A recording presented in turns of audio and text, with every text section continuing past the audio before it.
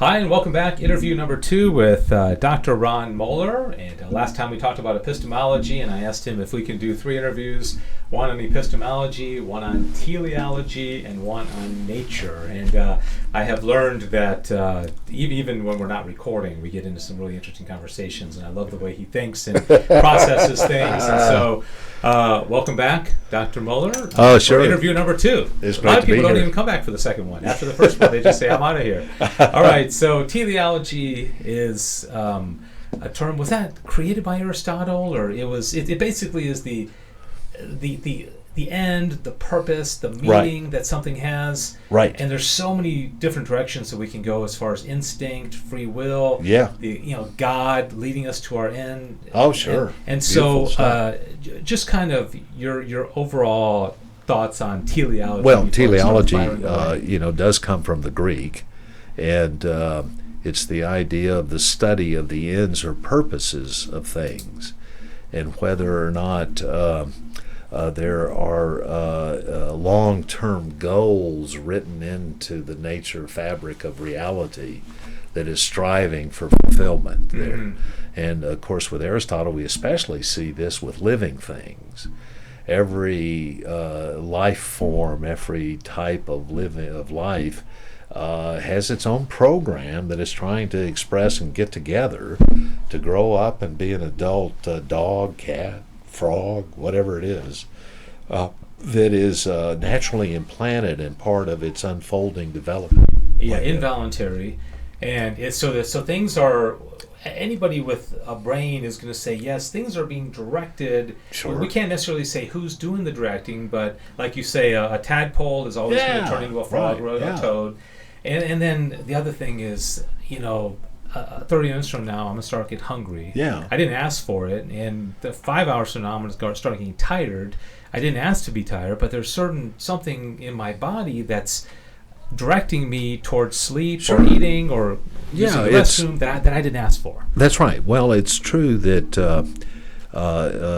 living things possess, according to Aristotle, an in-telechy, or an indwelling teleological dynamic that in its nature, in its instinct, in its very innermost core essence, it's striving to be what it wants to be. So the acorn, you see, has a teleology to grow up and become an oak, a vast oak.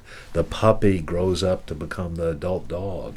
And all of us, too, we understand, are in a process of development to, fulfill those inner promptings that we have in our nature. Yeah. And with man and human beings, it's the desire to know. Mm-hmm. And that's why all of us are constantly wanting to learn new things and read those other books and have those marvelous conversations to expand our own understanding. Yeah. And this is part of the human teleology. Yeah, which relates to epistemology that we talked about in the last interview, because that whole desire to know, I think Aquinas, and tell me if you disagree, Aquinas, of course, would say that God, through divine providence, is guiding all things to their end. Some are contingent, some are necessary, like a bird doesn't really have a choice whether it builds a nest or not. A beaver has to build a dam, a salmon is going to swim upstream to spawn.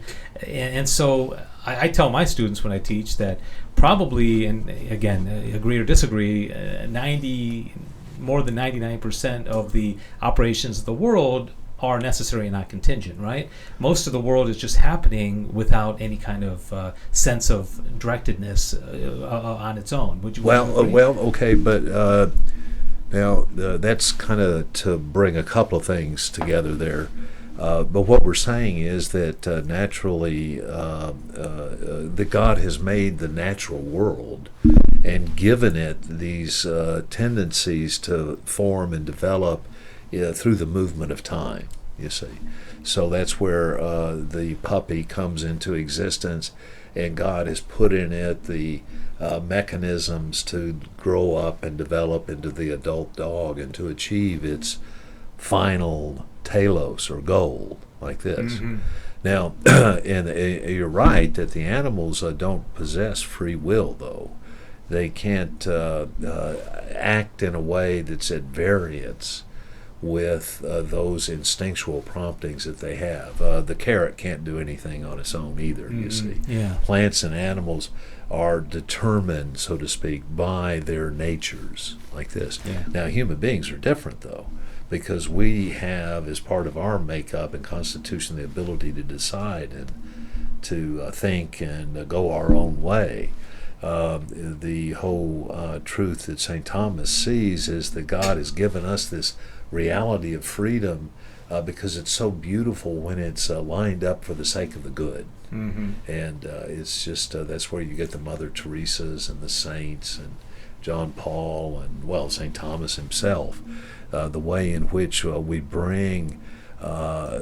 act in a way to give our efforts and powers to the greater glory and fullness of the world and of God too. Mm-hmm. Like this. But not all would agree with what you said about having free will. I mean, there are some people that don't think we have free will.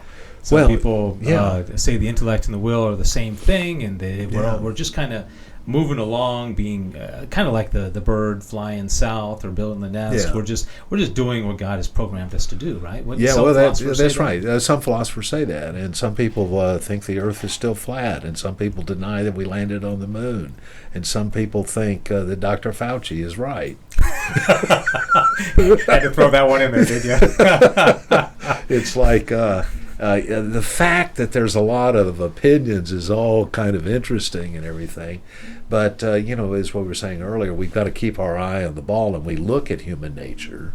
We see it in ourselves.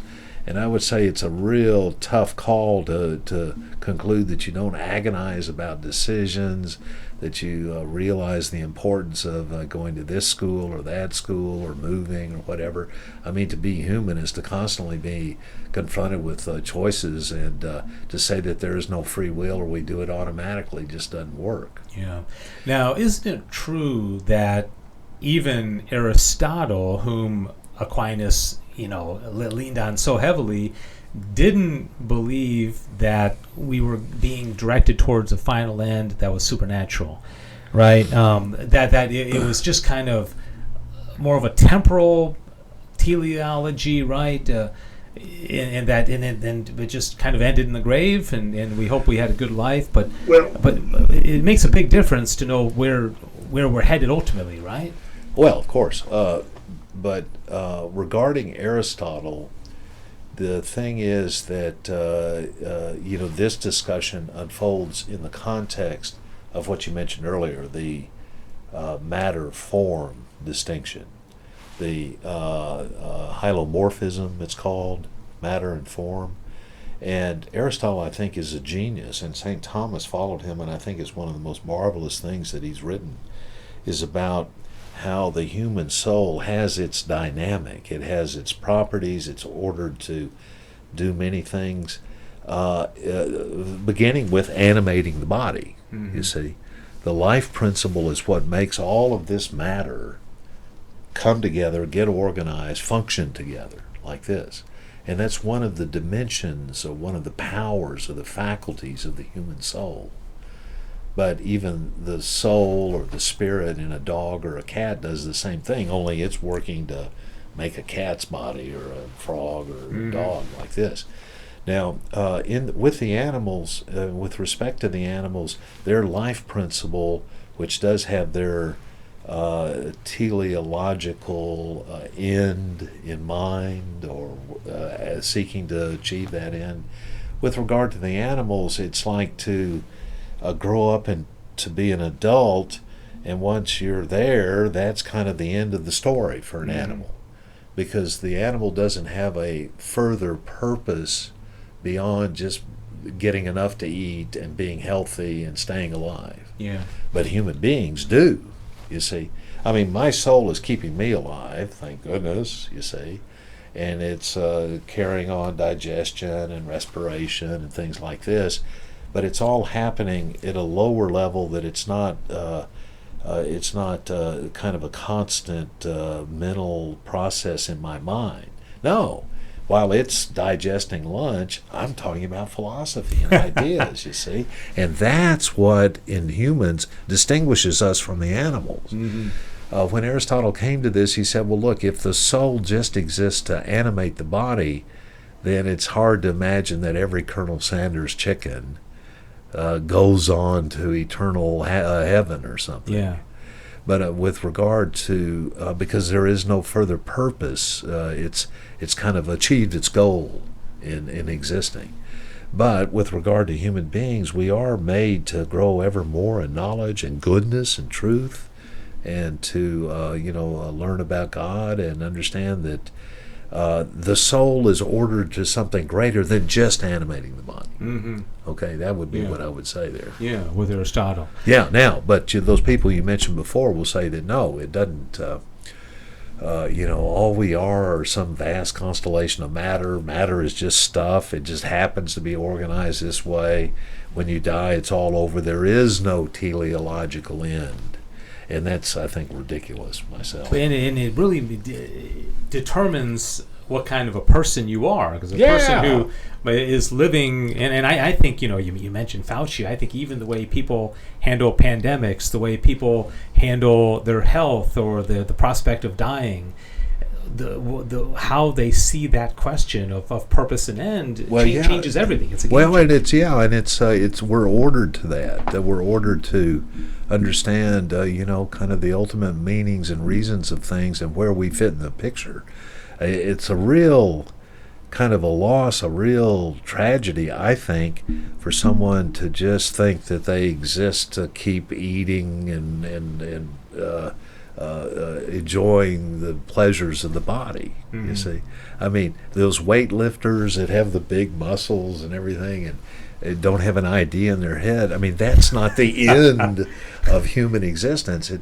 It's important, of course, to take care of our bodies and to be good stewards. But on the other hand, the human person is ordered to greater things on the intellectual plane, the meaningful plane of human existence, of relationships, values, things like this, knowledge, beauty, and that's what we're about. Yeah.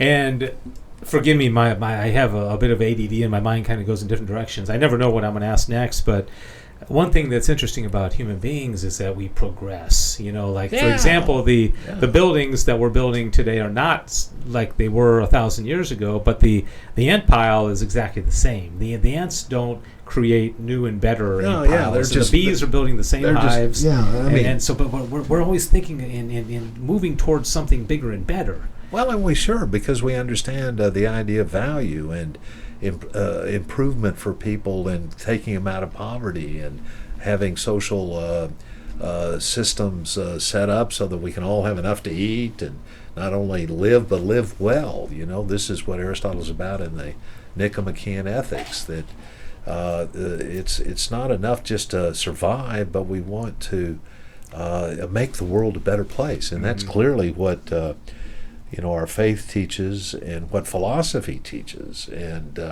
this is where Socrates said that, the unexamined life is not worth living. If you're just here to eat and go from meal to meal, and you never have anything greater in your mind than, your belly, well, then you have failed your nature, I would say. This.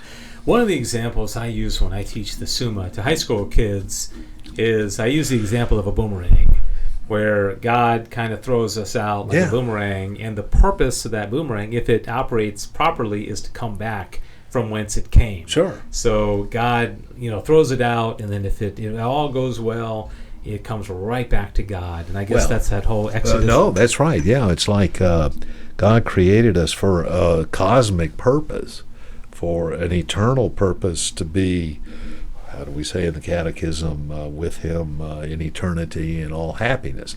Now, He puts us all in the world, but respecting our free will, He doesn't intervene if people want to go south, or if people don't, want to cooperate with that beautiful vision. On the other hand, if they do cooperate, then you have the beautiful, the saints and the personalities we know that just shine in their beauty and their goodness and virtue. Yeah. And the other thing that, of course, came with Christianity that I don't think the Greeks talked about was grace and supernatural assistance, sure. because, as Aquinas spends a lot of time in the Summa talking about grace and the theological virtues, the opposite of which is God, and the gifts of the Holy Spirit. So he's pouring out all the ways to help us teleologically get families, gives us the sacraments, sends along priests to advise us, and we're not on our own. He does everything he can to facilitate that, and that's been one of my ideas of late, is that he especially wants to get as many souls into heaven. I mean, that's what Christ said, to go out to all the ends of the earth, and that's his priority. And so we need to cooperate with that, because that is the ultimate meaning of why we're here in the first place, you see. How many children do you have, Dave? 3. 3? Yeah, you've got 2 of them. Yeah. Okay. Well, and so that's great that you're cooperating with that divine plan. So, yeah. And, and there's nothing more joyous than having a lot of grandchildren. Wait and see. Oh, well, wait a little bit longer on that one. Yeah. Kids are still in high school. But Okay. yeah. One day, God willing.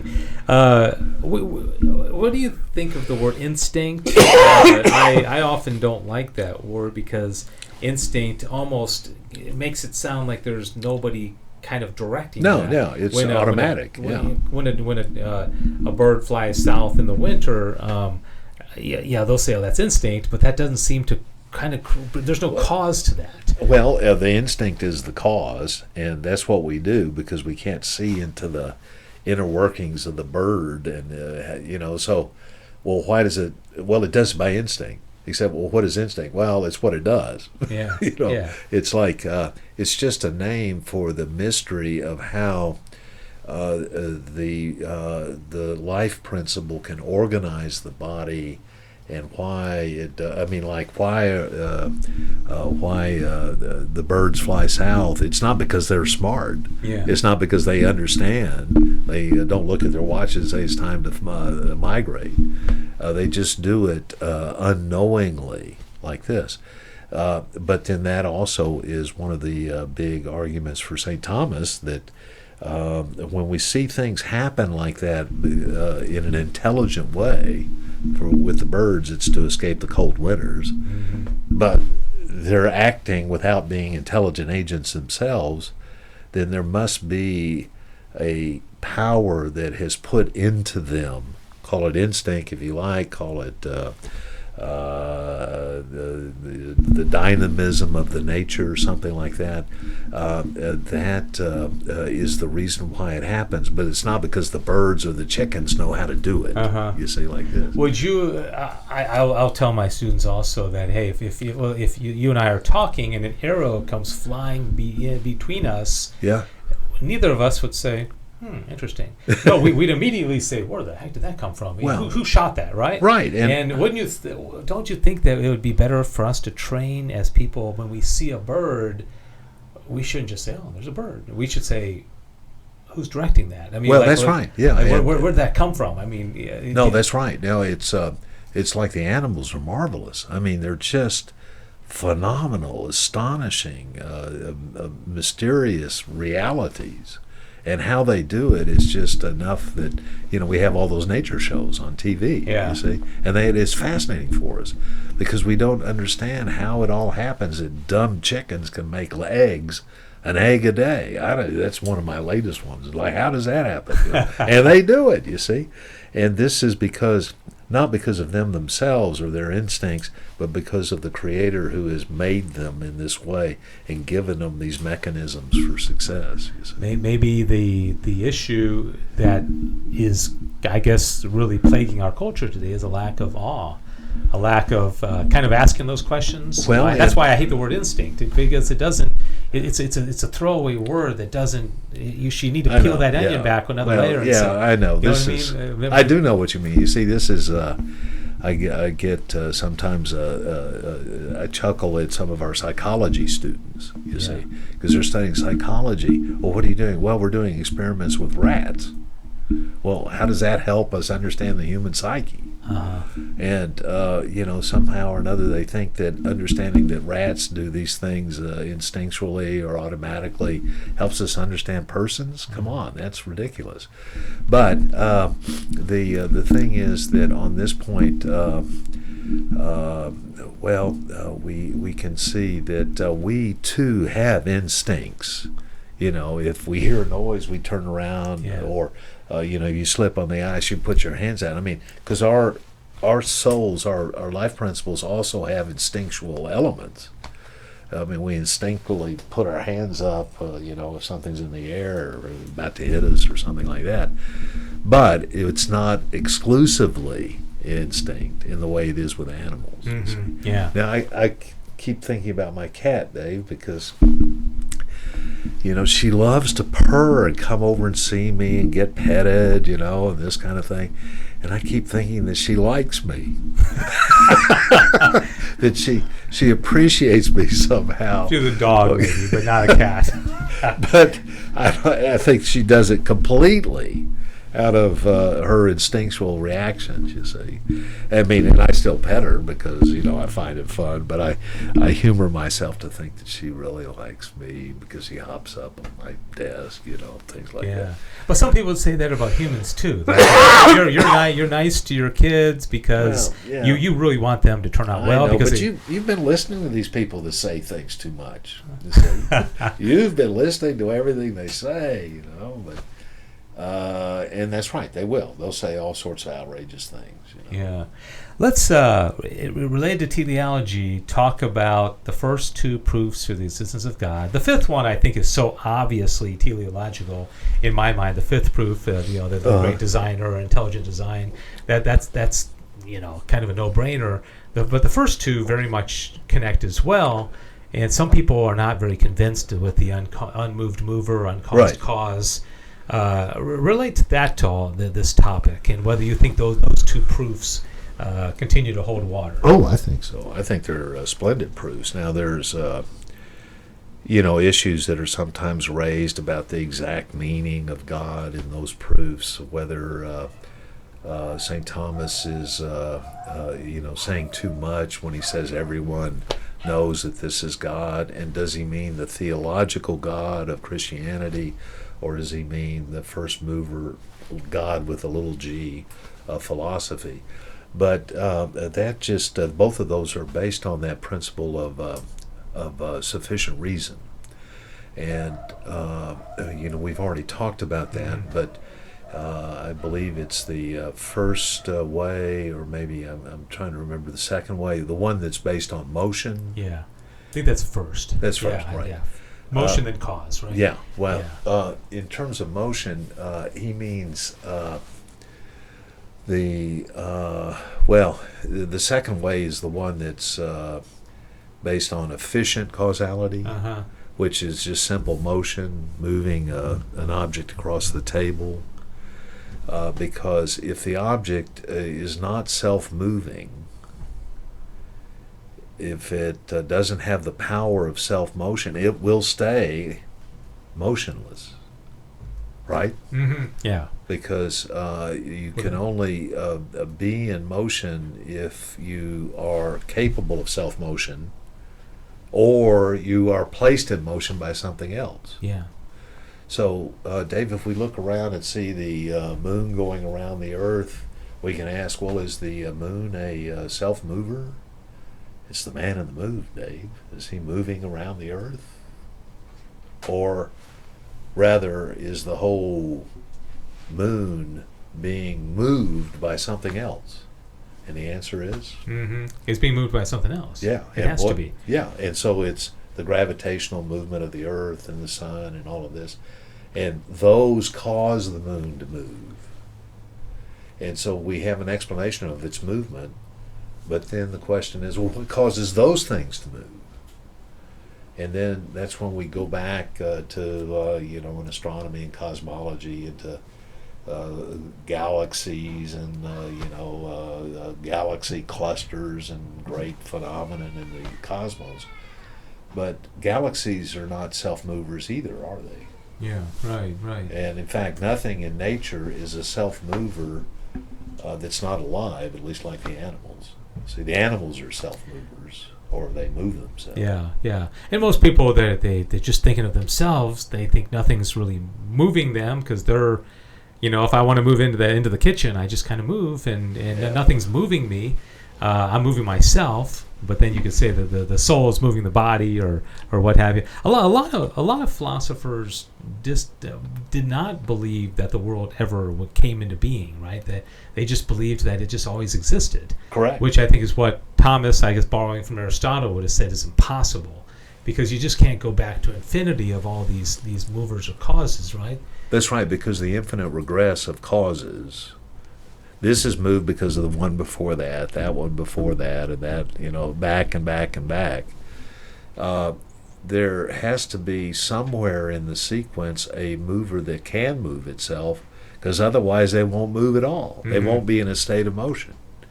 I liken it to these displays of dominoes that I saw the Japanese do. I don't know if you've ever seen it. Yeah, go on forever, yeah. They put the dominoes all over the floor, and then they're all standing up until they all comes up to one point where one person knocks the first domino over and all the rest of them move. Mm-hmm.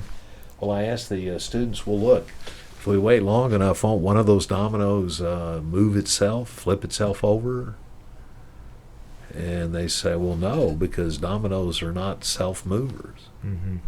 And so we can have a whole bunch of dominoes, but they're not going to be moving unless something causes them to move. And that, I think, is analogous to the world and nature, you see. Yeah. That all these things in the universe, stars, planets, comets, everything else, if they are in a state of motion, it's not because they did it on their own, but rather because something put them into motion, which is Aquinas' argument. Yeah. See, like this, but not apparently Will Durant's. Yeah. Now, but because he's saying that to say that there's a first mover implies that it too needs a cause for its motion. Mm-hmm. Yeah. But that's not what the principle of sufficient reason is. Yeah. Principle of sufficient reason is that there's enough reality to cause the motion. Yeah. And I am capable of moving things myself. In fact, sometimes I do a demonstration in class. I say, watch, I can just move my hand. Yeah. Just by willing it and make it happen. So. Yeah. And Thomas talks about that. Yeah. But our passions are not that way. He says, well, that's a despotic relationship between the mind and the body, but then he said the relationship between the mind and the passions is politic, where it can disobey. Where I can say, I only want to eat 2 pieces of pizza, but then I end up eating 4. I know. And it's like, what happened there? I mean, let me ask you, we only have a few more minutes remaining in this one. Time flies very fast. Okay. But so all things, I think we would agree, Aquinas would agree, are being directed towards some end. Some of them with contingency, some with necessity. Right. And I used my thought is 99. More than 99% of things are more necessary than contingent. I don't know if you agree with that. But you mentioned that, but they're necessary in the sense that they couldn't be otherwise. Yeah, I mean, the sun can't. Is gravity necessary? Well, it acts out of necessity. Does it? Is that when I under the current circumstances, when I drop this, there's 100% chance that it's going to fall. No, because it's necessity. No, not according to David Hume. David Hume used that very example. He said, "We've seen it happen all these times in the past." You mentioned the empiricists. Yeah. That doesn't mean that it's going to happen next. Well, not necessarily. Not necessarily. Not necessarily. But what about? And this is a bit of a different. What about question. Giraffes? Do they have to have long necks?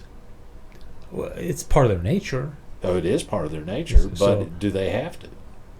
There could be a giraffe born with a short neck. So it's not part of their universal nature. Every giraffe has long neck. Well, it's part of our nature to have eyesight, but a person born blind doesn't have eyesight, but they're still a human being, so it's still part of our nature. So it's not nature. It's not fixed. It's not necessary. No, but that would be a corruption.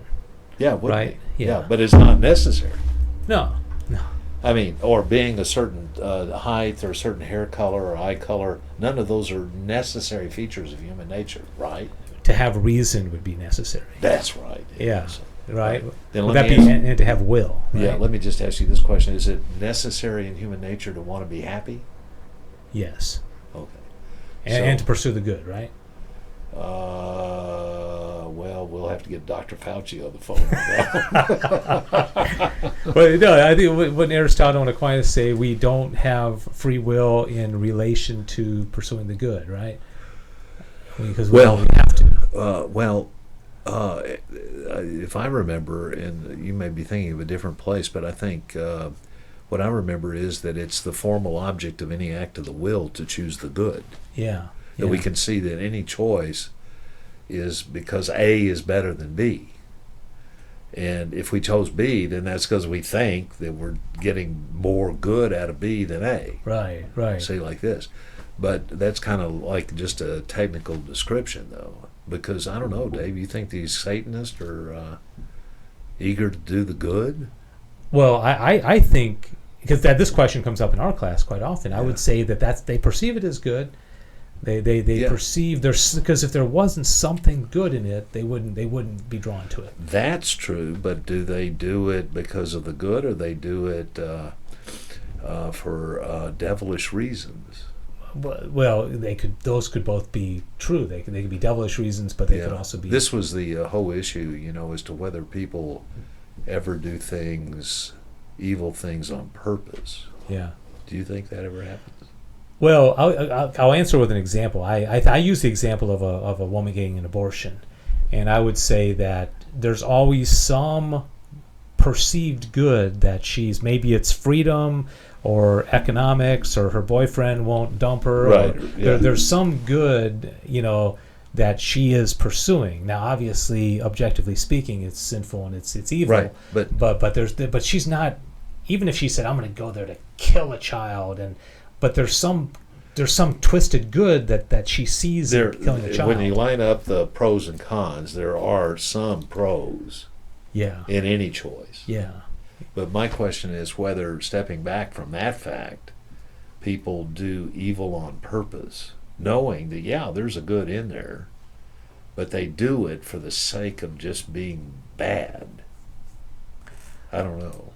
Yeah, I would say they may use that language, I'm doing something to be evil, but that's still a good in their mind, because evil is good. Yeah, well, and so then I don't know if anyone's pointed out the difficulty then that if they're trying to do good and in their minds they just have it skewed and scrambled of what is actually good, then it seems like they're not being morally bad on purpose. They're just confused. They just have faulty knowledge. And then that would lead to invincible ignorance, right? That's right, and then it's not really their fault. Right. Which is what the Catholic Church teaching would be, right? That if they're invincibly ignorant, they could still not be held accountable for that. Right, but are some people actually doing evil on purpose? I think the Catholic Church teaches that too, because otherwise everyone's saved, right? Right, they'd be culpable, but they chose a lesser good. All right, yeah, but then they chose the lesser good because they thought it was a better good. Right. The guys who flew into the World Trade Center on 9/11 thought that they were going to die and have 70 virgins, right? So there was some good that they were pursuing, but objectively it was evil. This is the question, though. You see, is anyone ever capable of deliberately willing evil for its own sake in such a way that they're really responsible, that it's not due to their ignorance? Yes. Well, now, how do you do that, then? Because I know from my personal experience, there have been times that I have said, you know what, I know this is wrong, but I'm going to do it anyways. Well, because there's a lesser good that you want. Yeah. It's like eating that last fried pie. I have that problem. Oh yeah, or the Mexican restaurant, the chips and salsa come out, and I should have 10 maybe, but I end up having the whole bowl, And I know it's wrong, but I still did it, right? Well, yeah, but as you say, though, you did it in light of the pleasure of the whole bowl, see? Yeah. And it was good. Oh, yeah. The pleasure was there, you see? But then it was choosing a deficient good for the sake, at the expense of a better good. But the Epicureans would say you did nothing wrong because you pursued a good, right? That's right. Well, and if everyone just gets confused about the actual good versus the real good or whatever, then it seems like they're to be excused for making bad choices because they acted out of ignorance. Yeah, interesting. So yeah. So dare we hope that all are saved? Well, I mean, but that would be the thing, because how can you imagine someone losing themselves eternally just because they got confused and didn't have a good class in philosophy? Well, they need to be signing up for yours in my class. Well, that's right. And if they didn't, then they'll say, well, look, I would have been a saint if I'd ever had that class, but I didn't know that I had to do that. See? Well, that's a good place to wrap this one up, because we're over time, but great conversation on teleology. Again, my guest, Dr. Ron Muller, retired professor. What is that? Well, I'm still teaching. Okay, still teaching that. Okay, out in Western Michigan, I think you said, right? All right. Well, thanks for watching, and we got one more interesting, provocative conversation with Dr. Muller coming up. Thank you very much.